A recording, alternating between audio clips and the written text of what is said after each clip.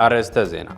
نبار بيت مخري ناب زنبرو كملس توسنا وسنة بمن تقرب حزب تجري انترا قبولي كبلا حمشت حفاش محبرات تجري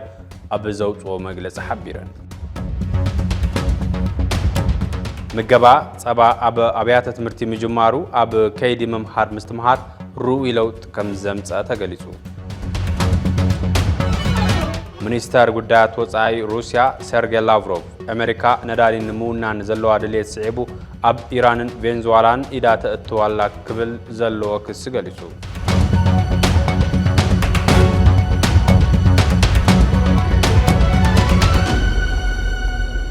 سلام طعنا بالله كبرات تخطاتلتنا أرمستن تبيس تلفزيون نالومي مش هز حزنا يوم زينات تجميرنا علينا ناخد كتاتولنا بخبرنا الدم حبيركم تسنح بلا إساس فلما كابيني جزاو من محدار تجراي أخيبات أوعو أب وانا وقدات زتي بهال أب زلل وان أنصار الكابينين بريزيدنت نزخون والسانتات يم حلالو في مقنام الزرارة بخوين الله دحري من وحشومة بريزيدنت تدسة بود بحو حزم الرح مدنا سفح نبار من قصنا يمم لاسوانين حزون قصيلو قلب بوزحات انتسحب ترايو حتى تبيس ازعلت أب زراعي زلو قصال دفيتات مفراس زجزاو من محدار من قد بريزيدنتني خون تخطاتيل عن ملس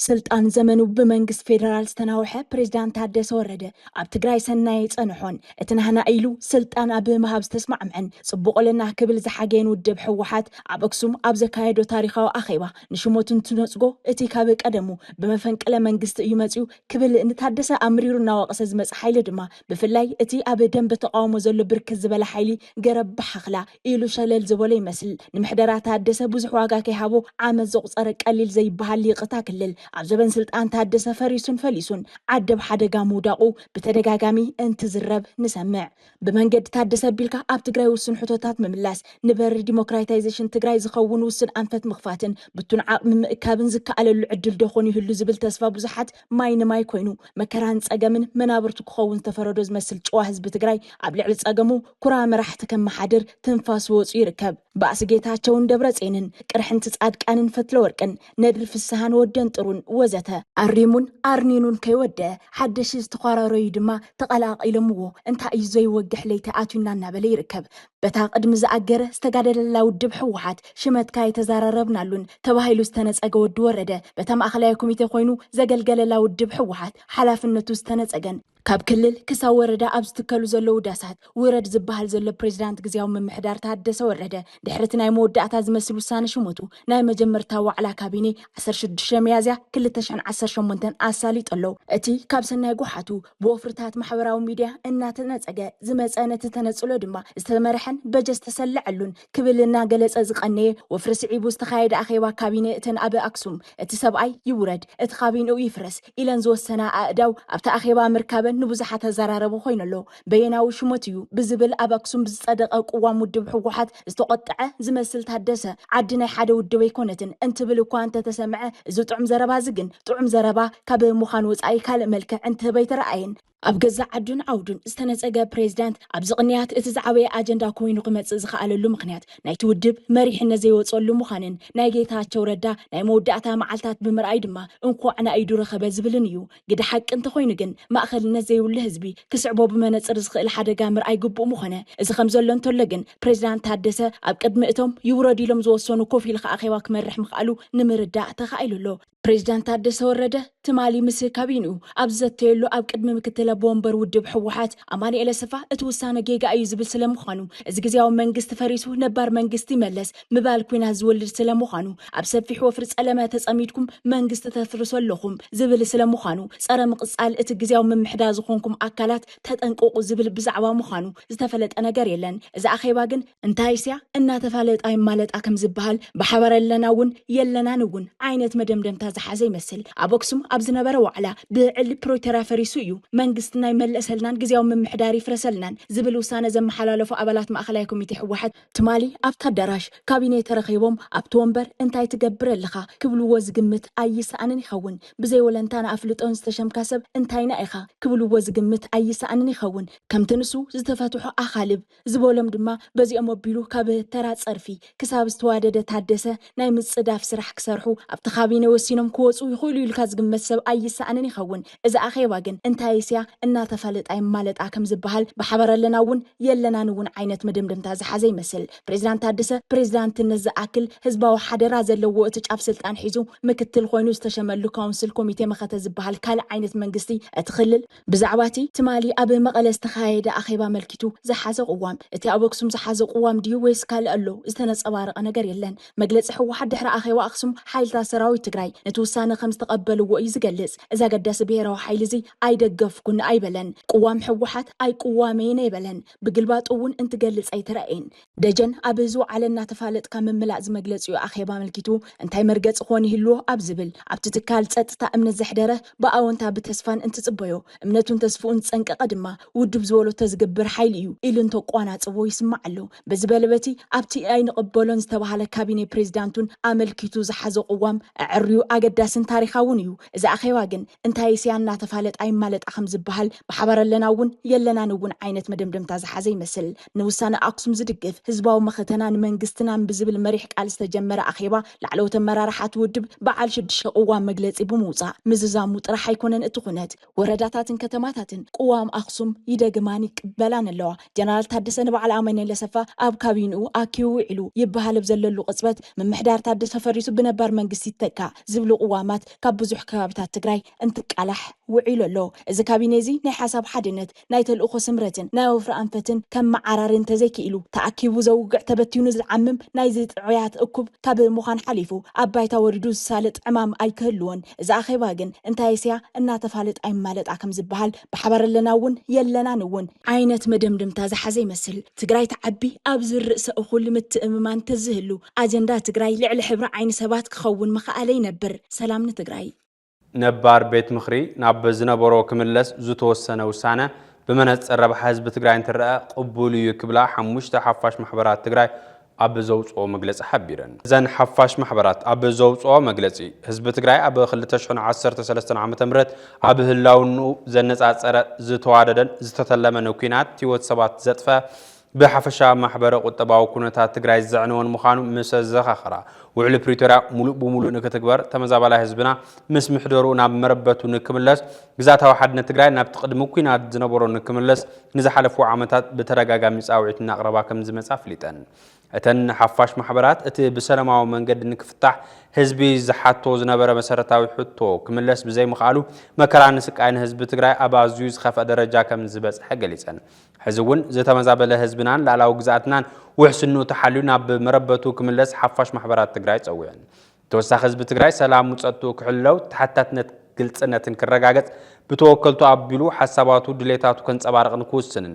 በጀቱ ክቆጻጸርን ስርዓት ኣልቦነት መልክዕ ክትሕዝን ሰናይ ምምሕዳር ግልጋሎትን ፍትሕን ክረጋገጽ እንተኾይኑ ነዚ ዝቆጻጸርን ተሓታትነት ዘንግስን ቤት ምኽሪ ናብ ዝነበሮ ክምለስ ይግባእ ኢለን እዚ ውሳነ ብመነጽር ንህዝቢ ትግራይ ዘለዎ መሰረታዊ ረብሓ ብምምዛን ነቲ ውሳነ ቅቡል ከም ዝገበሮ ንኣፈጻጽማት ውሳነ ድማ ብሰላማዊ መንገድን ሓድነት ህዝቢ ዘጠናኽር ኣንፈትን ክፍጸም ፀዊዐን ምገባ ጸባ ኣብ ኣብያተ ትምህርቲ ምጅማሩ ኣብ ከይዲ መምሃር ምስትምሃር ሩኡይ ለውጢ ከም ዘምፀ ምክትል ፈጻሚት ዳይሬክተር ማሕበር ልምዓት ትግራይ ቅብኣት ክንፉ ገሊጻ ቅብኣት ንዝዩ ዝገለጸት ከይዲ ምገባ ጸባ ኣብያተ ትምህርቲ ንክቕጽል ኣብ ዝተዳለወ ምስፋሕ ፍኖተ ካርታ 2027 ክሳብ 2029 ኣመልኪታ ዝበለቶ ቃል እዩ ምገባ ጸባ ምጅማሩ ኣብ ምምሕያሽ ስነ ኣመጋግባ ተምሃሮን ምቕናስ ምቁራጽ ትምህርትን ከምኡውን ብቁዕ ዜጋ ንምፍጣር ዓብዪ ሓጋዛይ ግደ ከም ዝነበሮ እታ ምክትል ፈጻሚት ገሊጻ ተወሳኺ ኣለና ምገባ ጸባ ብፍላይ ድማ ያው 3-4 ኣውትካምስ ሒዙ እዩ ተላዒሉ ሓደ ኣብ ኒውትሪሽናል ስታተሶም ኒውትሪሽናል ኣውትካሞም ተንቆልዑ ብፍላይ ድማ ኣብ ትግራይ ሕዚ ዘለናሉ ናይ ኒውትሪሽናል ስታተስ ንፈልጦ ኢና ዕብራን ደኽዳኸ ገለ ንብሎ እንታይ ደረጃ ከም ዘሎ ዳርጋ አንደኛ ብዝበሃል መልክዑ ካብ ኢትዮጵያ እዩ ትግራይ ዘለናሉ ምስ ዝነበረ ኩነታት ተኣሳሲሩ እውን ናይ ባዕሉ ፅልዋ ፈጢሩ እዩ ስለዚህ ኣብ ኒውትሪሽናል አውትካሙ ወይ ከዓ ኩነታት ስነ መዓዛ ዝምልከት ናይቶም ህፃውንቲ ፕላስ ኣብ ኤዱኬሽን አውትካሙ ማለት ናይቶም ተምሃሮ ናብ ትምህርቲ ምኽታት ኩነታቶም እንታይ ይመስል አቴንዳንሶም እንታይ ይመስል and then finally ናይ ትምህርቲ አውትካሙም ከታይ ለውጥ የምጽዮፍት ናይ ትምህርቲ ታይ ረብሓ ኣምጽኡ ዝብል ነገር ከዕቃን ስለ ዝነበረው ተኻልእ ሰልሰዋይ አውትካም ድማ ምስ ቫልዩ ቼይን ያው ምስ ማቅረብቲ ጸባና ባኒ ኮይና እንሰርሖ ስራሕ እዩ እዚ ስለዚ after ቫልዩ ቼይን ዝፈጥሮ ናይ ባዕሉ ፖዚቲቭ ኢምፓክት ወይ አውትካም ነገር ካት ሓደ ሰልሰዋይ ነው ለዓዊ አውትካም ይውና ኣብዚኣተማት መሰረት ዝገበረ ቤዝላይን አሰስመንት ሰሪሕና ኣለና ቼክሊስት ተዘጋጅዩ ስታንዳርድ ዝኾነ ቼክሊስት ንሕድ አውትካም ከዕቅን ብዝኽእል ቼክሊስት ተዘጋጅዩ ቤዝላይን ተሰሪሕሎ ስለዚ ናይ ቤዝላይን አሰስመንት ሪዛልት ሪፖርቱን ፕሮዲስ ተገይሩ ኦልሬዲ ሼር ተገይሩሎ ብፍላይ ድማ ቴክኒካዊ ሓገዝ ኣብቲ ናይ መጀመርያ እውን ተወሰነ ፋይናንሻል ሓገዝ ኤስኤንቪ ብሪጅ ሰፖርት ገይሩ ያው ተተበግሰውን ክንወስድ ዓብዪ ኢኒሺዬሽን ብድሕሪት ኮይኑ ደጋፊና ዝነበረ ፕሮግራም ዚውን ንጅመራ ከመጀመሩ ጀሚሩ ኤስኤንቪ ብሪጅ ፕላስ እዩ እቲ ኢኒሺዬሽን ተተመክሮ ካልኦት እውን ዝነበረ ንክንጅምር ዓብዪ ትሬደር ዝገበረና ኤስኤንቪ ብሪጅ ፕላስ እዩ ካብኡ መቕፃል ግን ያው ፋይናንሻሊ ሓደ ዶነር ክቕፅል ስለዘይኽእል ቲዲኤ ካብ ተፈላለዩ ማሕበረሰብን ካብ ተፈላለዩ ነጋዶ ሰብ ሃፍቲ ትካላት ናይ ውልቀን ናይ መንግስትን ትካላት ብቻ ካብ ማሕበረሰባ ሞቢላይዝ ገይራ በተምጽኦ ሪሶርስ ዝሽፈን ዘሎ ወጪ ዝወጪ እዚ ስለዚ ከምቲ ዝበልካዮ ማሕበር ልምዓት ትግራይ ወይ ቲዲኤ ያው ሃፍታ ኣባላታ እዩ ሃፍታም ያ ይባሃል ከሎስ ኣባላታ እዮም ሃፍታም ክትኮን ዝገብርዋና እዚ ድማ ተማንቶ ይኑሎም ነውና ካብ ግለሰባት ጀሚሩ ስጋዕ ዓበይቲ ትካላት እዚ ክቕፅል እንድሕር ኮይኑ ኣብ ቆልዑ ንገብሮ ኢንቨስትመንት ናይ ሓደ ዓዲ ህልውና ዝረጋገፅ እሞ ናይዞም ቆልዑት ናይ ቀጻሊ መጻኢኦም ድማ ዝረጋገፅ ሕዚ ኮይና ኢንቨስተር ንገብሮ ኢንቨስትመንት እዩ ስለዚ ኩሎም ተምንሎም ነርና ትካላት ካብ ናይ ውልቀ ሰብ ሃፍቲ ካብ ሰራሕተኛ ካብ ዓበይቲ ትካላት ካብ ናይ ሹ ትካላት ሃይማኖት መራሕቲ ብቻ ዝምልከቱ ኣካል ኩሎም እዚ ተራባሪው ኢድ ካይሉ ዝኸኣሎ ኮንትሪቢዩት ትገብር ከተሓባብር ዘንት ፕሮግራም ቀጻላይ ንኸውን ቶም ህፃውንቲ ድማ መጻኢኦም ብሩህ ንኸውን ሕዚ ንገብሮ ኣቶም ኢንቨስትመንት እሞ እዚ ምህርቲ ጸባ ንክሰፍሕን ብኡ ኣቢልካ ቁጠባዊ ረብሓ ንምምጻእ ንዘኽእል ምቹ ባይታ ንክፍጠር ኩሉ ኣካል ብስምረት ክሰርሕ ከም ዝግባእ ሓላፊ ቢሮ ሕርሻን ሃፍቲ ተፈጥሮን ትግራይ ዓለም ብርሃን ሃሪፎዮ ገሊጹ ዓለም ብርሃን ሃሪፎዮ ንዝዩ ዝገለጸ ማሕበር ልምዓት ትግራይ ምስትካል ገባር ሰናይ ሲኤንቪጂ ብሪጅ ብምትሕባር ኣብ መጻኢ ዕፃ ህፃናት ዝውስን ምስፋሕ ዓብዪ ፕሮጀክት ፍኖተ ካርታ ምገባ ጸባ ኣብ ዝተዳለወ መድረኽ ተረኺቡ ኣብ ዝበሎ እዩ ትግራይ ኣብ መፍራይነትን ውጽኢት ስራሕ ጸባን ዝሓሸ ውጽኢት እናምጸት ከም ትርከብ ዝገለጸ እቲ ቢሮ ሓላፊ ዕውት ንክኸውን ግና ሕዝውን ምስ መንግስታውን ዘይመንግስታውን ትካላት ኣበርቲዕኻ ምስራሕ ከም ዘድሊ ገሊጹ ተወሳኺ ኣለና ካብዚ ዝበገስ አይ ቲንክ ብኤስኤንቪ ብሪጅ ኣብ ብጣዕሚ ብዙሓት ነገራት ብቐንዱ ድማ ኣብ ዴይሪ ላይቭስቶክ ዴይሪ ፕሮዳክሽን ኤንድ ትራንስፎርሜሽን ዓብዪ ስራሕ ዝሰርሑ ዘሎ ፕሮግራም እዩ ማእኸሉ 6 ዲያመንድስ ዝበሃሉ ቴክኒካል ጉድለታት ብምምላእ ኣቢልካ ናይ ጸባ ፍርያትን መፍረይነትን ምውሳኽ ይከኣል እዩ ዝብል ተወግሶ ሒዞም እዮም ዝረባረቡ ነይሮም ኣብዚ ብጣዕሚ ብዙሓት ተመክሮታት ዝረኸብናዮም ተመክሮታት ኣለዉ ኣብ ኤስኤንቪ ዝረኸብናዮም ተመክሮታት ኣብ ኩሎም ስራሕትና እውን ክነስፍሖም ከም ዘለና ከም ኣንፈት ዝወሰዳሉ ኩነታት ኣሎ ብዋናነት ዝሐዚ ምስ ስኩል ፊዲንግ ተኣሳሲሩ ዝኸይድ ዘሎ ጉዳይ ድማ ያው ብሓንቲ ዋንጭፍ ብጣዕሚ ብዙሓት ኣዕዋፍ ኣድረስ ምስ ምግባር ዝተኣሰር ስለዝኾነ ንሕና ከም ቢሮ ሕርሻን ሃብቲ ተፈጥሮን ክልቲኡ ፕሮዳክሽን መዳይ እውን ኮንሰምፕሽን መዳይ እውን ማእኸል ጌርና ንሰርሐሉ ኩነታት ኢና ንፈጥር ዘለና እዚ ምስ ትምህርቲ ቤታት ጥራሕቲ ኣይኮነ ካልኦት ትካላት እውን ብተመሳሳሊ መንገዲ ብምትእሳር ኣቢልካ ናይ ጸባ ልምዓት ስራሕትና ናብ ዝለዓለ ብርኪ ንምስግጋር ቲዲኤ ዝወሰዶ ኢኒሺዬቲቭ ምስ ኤስኤንቪ ኮይኑ አይ ቲንክ እዚ ክሰፍሕ ምግባር ንሕና ኣስተዋጽኦና ንፃወተሉ ኩነታት ክንፈጠር ኢና ሶ ብሳፕላይ ሳይድ ፐርስፔክቲቭ ጸባ ምህርቲ ብስፍሓት ክኸይድ ዘግብር ምንቅስቃስ ንሕና ከም ቢሮ ሕርሻን ሃብቲ ተፈጥሮ ንወስደሉ መንገዲ ክንፈጠር ኢና ኣብዚ ክሪቲካል ማሕነቆታት ነይሮምና ሓደ ክሪቲካል ማሕነቆ ናይ ምድቃል ስራሕትና ጠጠው ኢሉ ነይሩ ድሕሪ ጆኖሳይዳዊ ኩናት ስለዝተጎድአ ፋንዳሜንታሊ ተጸገነ ናብ ስራሕ ኣትየን ሶ ናይ ምድቃል ስራሕትና ጠጠው ዝበለሉ ኩነታት ነይሩ ሶ ብሪድ ዲቨሎፕመንት ናይ ብሪድ ምዕባለ ስራሕትና እውን ሓደ ጋእትዩ ስለዝነበረ حزت تتكال أبز قربا أب سنبت أجايش كفدرال كمصنعيم سو تتكال نتسقنا إنا سلزي ناي بريد ديفلوبمنت صراحتنا خنسفحينا ونفر بريد ديفلوبمنت صراحتنا نسفحنا تتنكيت لنا قاع تناي صوا برودكشنز وسخول من قدك في الطريق مالتي كالاي مزيت أساسيرو زنبرنا محنو قون بتمساسالي مستعنا انسساس تاثر قدايو او زخابزيون جمرنا يوم مفتح زقمطنا لهم قدايات له سلازي اي ثينك بيرو حرشان هاف تفطرون اكسبكت زغبرو استواصو خغبر مخانو بزغات امزيك غلص يدلي كابز زعبازي كيوصانا مغبا صبان تمهارو اب هنصت ولدون عدن زلو ابركتو لعل بمخانو اب قرب التاوتاتن متخاب هافتن بعتب كسرح له كبلو ابو على مصفح مغبا صبا فنوتو كارتا استرخبو وهاب تريتو غليصوم زحاشه سرعه مغاغبا حصانات انتهلو نستفالالو حمامات زقالو زلو حصانات نكدحنن اتو مصاونتي بوقع زيغاتات نكخونن سلاز حجز قرب مغبا صبا زيرخبا غطر كبابتا تግራይውን ክጽናዓን ተጠቀምቲ ኮናን ይግባ ክብሉ ተሳተፍተት መድረክ غليصوم አፍታ ዛስራህ እዚ አንም ስራህ ታዋና ክሪቲካል ጸገም ኮይና ዘላት ሪሶርስ ሞቢላይዜሽን ተባለት ያ ስለዚህ ተቀሚጡ ዘሎ ፌዝ 1 ማነው ፒላራት ካውዛ አይነት ንግበር ዝብል አንቶ ይቀርብሎ ያው ከሐደ ኮንካንት እኮ ሁልሻ ካብ ስተፈላለንትን እቶት ከምግባርያ ዚያ ትክክልያ ግን ዋኑ ርኢና በደንቢ ህዝብ ዝኾይና ከም ንግዲ ቢሮ እዚ ዝኽንገብሪና ክንብለ ይክእልን ነገር ግን አድላይዩ ዳይቨርሲፋይድ ዝኾነ ሪሶርስ ሞቢላይዜሽን የድሊ እዚ ግቡ እዩ ግን ምስናይ ክልልና ሁሉ ሁነታትና አራና ናብ ስራሕ ዝኽንአቱ ግቡ እዩ ዝብለለን ምክንያቱም ሕዚ ያው ናይ ትግራይ ሽግር ማዓት እዩ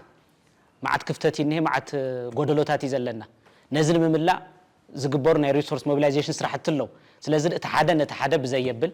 ተሓደ ብዘይዕንቅፍ ብዘይዕንቅፍ ጥራይ ዘይኮንስ ካፍትን እክወላ አካሉን ተሓደ ድማ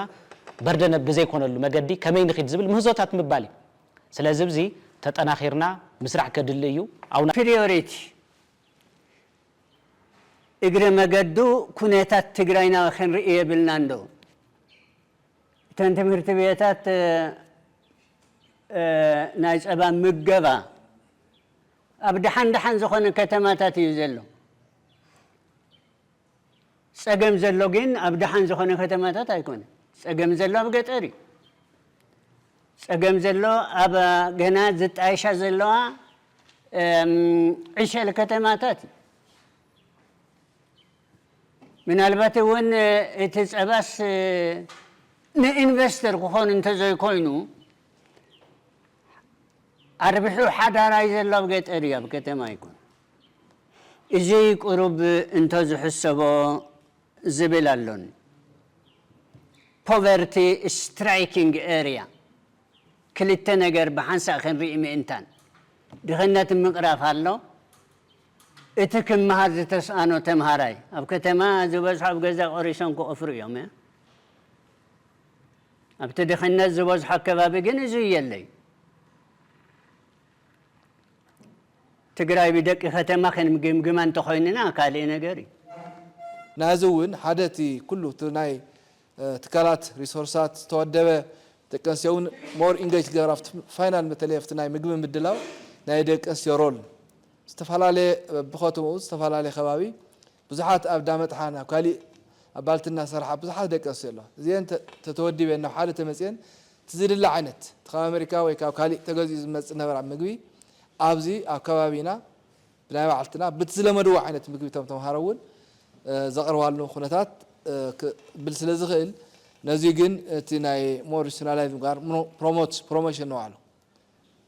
كندي ذا أكلي بروموت زقبر زلوا كندي ذا أكليو تخرج تجيروا زفالت زلوا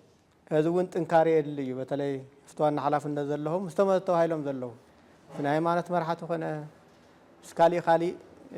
مدارك تأكلات كم يجير كأيتو جنزة تساسيوس تم قارب ذي قارت مجدي مسبوز حشجرنا هم يجرنا هنكر النازل تبغى ذا لركوك هذا اللي مثلاً تبغى ذا بب نوعلو حلفت له والعلكا استموانا وانا تراهيبكا هميغر كاي اسكا تحت خور زلو منهم كو حنتي 1% كمان دموستنيا ستكو بزح مليونات كاينير يو كن توانا امينلو تخرتون هيولو كسورح مغوار كن ናሃትኩም ጻሪ የድልይ مثلا ጻሪ ከድልይ ካብናይ ወጻይ ሚኒስተር ጉዳያት ወጻይ ኢራን አባስ አራግቺ ምስ ሓላፊ ስታፍ ፓኪስታን ጀነራል አሲም ሙኒር ኣብ ኢስላማባድ ከም ዝተዘራረበ ኤምባሲ ኢራን ኣብ ፓኪስታን ኣፍሊጡ ከም መጸብጸብ ኣናዱሉን ተኾይኑ ሰበስልጣን ቴህራንን ማዕኸናት ዜና ተሃገርን ነቲ ዑደት ሰፊሕ ሽፋን ዝሃቦ እንትኾን እቲ ዑደት ኣብ ክልቲኡ ጉዳይ ዘተኮረ ልዝብ ከም ዝነበረን ነቲ ምስ ኣሜሪካ ክካየድ ተሓሲቡ ዘሎ ቀጥታዊ ዝርርብ ሰላም በር ዝኸፍትን ምዃኑ ተገሊጹ ብኻሊእ ወገን ኣሜሪካ ክልተ ፍሉያት ወከልትን ኣብ ፓኪስታን ብምልኣኽ ነቲ ዝርርብ ከም ዝጀመረትን ኣብ ዝሓለፈ ዙርያ ዝርርብ ነቲ ልኡኽ ዝመርሐ ምክትል ፕሬዚደንት ጂዲ ቫንስ ኣብ ዋሽንግተን ከም ዝጸንሐን ተሓቢሩ ኣሎ ፍሉይ ልኡኽ ፕሬዚደንት ዶናልድ ትራምፕ ስቲቭ ዋቲኮፍን ወዲ እቲ ፕሬዚደንት ጃረድ ኩሽነርን ሎሚ ናብ ፓኪስታን ምብጋሶም ዘመላኽቱ ጸብጻባት ጉዳይ ልዝብ ዳግም ተስፋ ዝተራያሉ ክኸውን ይገብሮ ምህላው ተሓቢሩ ከም ውጽኢቱ ድማ ምስ ኢራን ናይ ምዝራብ ተሞክሮ ዘሎም ዊቲኮፍን ኩሽነርን ምስ ሚኒስተር ጉዳያት ወጻኢ አባስ አራግቺ ተራኺቦም ብዛዕባ ውጽኢት እቲ ዝርርብ ናብ ዋይት ሃውስ ጸብጻብ ክቕርቡ ትጽቢት ከም ዝግበር እቲ ማዕኸን ዜና ሓቢሩ ምክትል ፕሬዚደንት ጂዲ ቫንስን ጸሓፍ ጉዳያት ወጻኢ ማርኮ ሩቢን ሓድሽ ምዕባለ እንተተረኺቡ ናብቲ ዞባ ክገሹ ምዃኑ ተገሊጹ ሚኒስተር ጉዳያት ወጻኢ ሩስያ ሰርጌይ ላቭሮቭ ኣሜሪካ ነዳዲ ንምውናን ዘለዋ ድሌት ስዒቡ ኣብ ኢራንን ቬንዙዌላን ኢዳ ተእትወላ ክብል ዘለዎ ክስ ገሊጹ ሚኒስተር ጉዳያት ወጻኢ ሩስያ ሰርጌይ ላቭሮቭ ኣሜሪካ ኣብ ኢራንን ቬንዙዌላን ዝኣመሰላ ብሃብቲ ዝበልጸጋ ሃገራት ወታደራዊ ብምትእትታው ነዳዲ ንምቁጽጻር ዝኸደኦ ዘለዋ መንገዲ ጉጉይን ንሃገራዊ ሕጊ ዘዳኽምኒ ክብል ጠንቂቑ ሰርጌይ ላቭሮቭ ምስ መንግስታዊ ቴሌቪዥን ሩስያ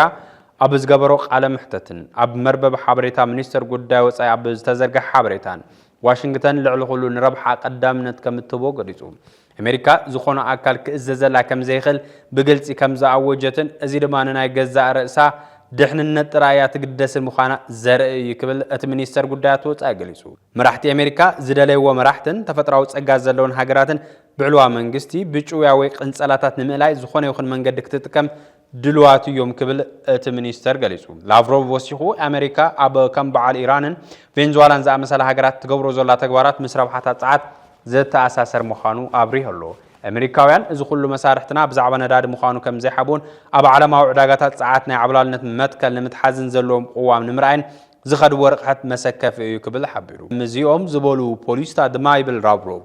ምብትታን ሃገራዊ ሕግታት ዘምፁ ዓብላልነት ሓደ ሓይሊ ዘርኢ ከምኡውን ኣገራዊ ዝምድናታት ዝበትኽን ጉልበት ዘለዎም ንክቕጽል ዝፈቅድን ብምዃኑ ሓደገኛ እዩ ክብል ጠንቂቑ ኣብ መንጎ ኢራንን ኣሜሪካን ኣብ እስላማባድ ዝግበር ዘሎ ናይ ሽምግልና ጻዕሪ ዝናኣደ ከም ዝኾነን ብተወሳኺ ሞስኮ ኣብ ግብሪ ስምምዕ ንምብጻሕ ንዝግበር ጻዕርታት ክትድግፍ ድልውቲ ምዃና ሚኒስተር ጉዳያት ወጻኢ ሩስያ ኣብ መግለጺኡ ኣመላኺቱ which was formally approved by the Security Council back in 2015 ኣብ መወዳእታ TBS TV ስሩዕ ፈንወ ካብ ዝጀመረሉ እዋን ፈሊሙ በቦርሑ ፍሉይ ናይ ትኩረት አንፈትና ነፀረ ዜናን መደባትን ቀሪጹ ኣብ ምፍናው ምጽንሑ ይዝከር እዚ ሒዝናይ ዘለና ወርሒ ሚያዝያ ኣብ ትግራይ ንዝሓለፉ 5 ዓመታት ዝቐጸሉ ዓበይቲ ህዝባዊ ጸገማት ሕዝቡን ስፍሓትን ዕምቆትን ወሲኾም ይኸዱ ምህላዎም ስዒቡ ይፈርዝ ዘሎ ክብሪ ብሄር ይሃስ ዘሎ ድሙቕ ታሪኽን ይብተን ዘሎ መንነታዊ ባእታን ስጋኣት ኩናት ተሓዊስዎ ክፈጥሮ ዝኽእል ውድቀት ኣብ ምእራም ዘድህበ ኮይኑ ናህሪ ኩናት ንምክልኻል ባይታ ሰላም ንምስፋሕን ክምቹ ኣበገዳስነት ሳልሳይ መንገዲ ክጽመድ እዩ ባርሊ ቃንን ፖለቲከኛታትን እታ መንግስትነት ጠልብ ዘላ ትግራይ ጸገም ትግራይ ኣብ ትግራይን ብደቂ ትግራይን ኣብ ክንዲ ንምእላይ ምፍታን ሕቀተራኻት ገሊኑ ሰሜን ገሊኑ ደቡብ ተፈናጭሉ ናህር ፖለቲካና ብተኽንታትን ተቃርኖታትን ረብሓ ህዝቢ ሒዞም ብዙኸዱ ገኖጻትን ዝግለጽ ኮይኑሎ ኣብዚ ከምዚ ዝበለ ምፍንጫል ማእኸሉ ትግራይ ዝገብር ንዘደልዮ ረብሓን ዝምድናን ድማ ምስ ሰሜን ይኹን ደቡብ ኣብ ተማጣጣኒ ሚዛን ኮይኑ ርክብ ዝምስረት ፖለቲካ ይደሊ እዚ ድማ ሳልሳይ መንገዲ ኢልኻ ክውሰድ ይከኣል ትግራይ ካብ ኣትያቱ ዘላ ኩለ መዳያው ጸገም ክትወፅን ህዝብና ናብ ግቡእ ክብሩ ክምለስን ኣብ መንጎ ኣሕዋት ዝህሉ ሰናያ በዚ ሳልሳይ መንገዲ ኣማዚንኻ ብምምራሕ መጠሻ ህዝባዊ ባይቶ ትኩረቱን ኣብ ዝገበረ ኣንፈት ቃልሲ ንምእታው TBS ጠቅላላ ዜናን መደባቱን ኣብዚ ዝተቃነዩ ክገብር እዩ ንሎም እንሆ ኣብ ጫፍ ቦሌ ኣራብሳ ዝበሃል ክሳብ ጦር ሃይሎች ከይደ ሳብ መጨረሻ ሙሉእ ፒያሳ ዜረ ኣብኡ እንዲህ ትግራዋይ ኣብኡ እንዲህ ትግራዋይቲ ተሓዘን ኢኻ ትበክእ ኢኻ ኣብኡ እንዲህ ምሁር 10 ስብል ፈቐደ ጽርግያ ተሓዘን ኢኻ ስለዚ ዞም ሰብ እዚኦም ዞም መንግስቲ ኢና ዝብልና ዘለው ዞም ፈቐደ ወረዳ ናይ 2013 መንግስት ሲመለስ ነዋሉ ዝውጅ ዘለው ዝሰብ እዚ ናብ ዓዱን ክምለስ ሰላም የውርድ ኢሎም ጸሎት ይገብረሎም ዋላ ሃይማኖት መራሕቲ ሰላም የውርድ አይብሉን ዘለው ገዲፎም የምሳተሙኒ ስለዚህ አና ዳዝራኒ ህዝቢ ንሓደ ጉጅለ ተገዛኢ ተኮነስ ንኹለን ጉጅለታት ፓርቲታት ዓሪው ምርሑና ወይ ግደፉና ወይ ምርሑና ወይ ግለሱላ በዓልትና ክንመርጽ ኢና ይበል ህዝቢ ተቅዱ ኩናት ሓደገኛ እዩ መጥፎውን ከውን ይኽእል እዩ እሞ ህዝቢ እዚ ዩኒቨርሲቲ ዋላ ጸሚ ዋላ ተዓፊኑ ዩኒቨርሲቲ ትኩናት ተጥፉልና እዚያን ዞም ሕወሓት የዝብል ዘለው መንግስቲና ዝብልና ዘለው ንኹሎም ተም ወታደራት ውን በዓልትና መንግስቲና ዝብሎ ዘሎ ወታደራት ውን ኣነ ኣደብ ተትገብሩ ይሓይሽ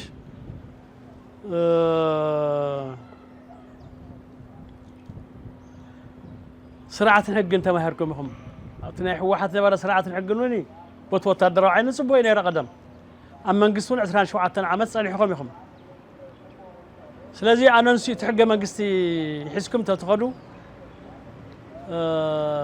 ደቅናን በዓልትናን ሰላም ተነሓልፋታ ዝተረፈት ዕድሜና ንድፋ ኣላ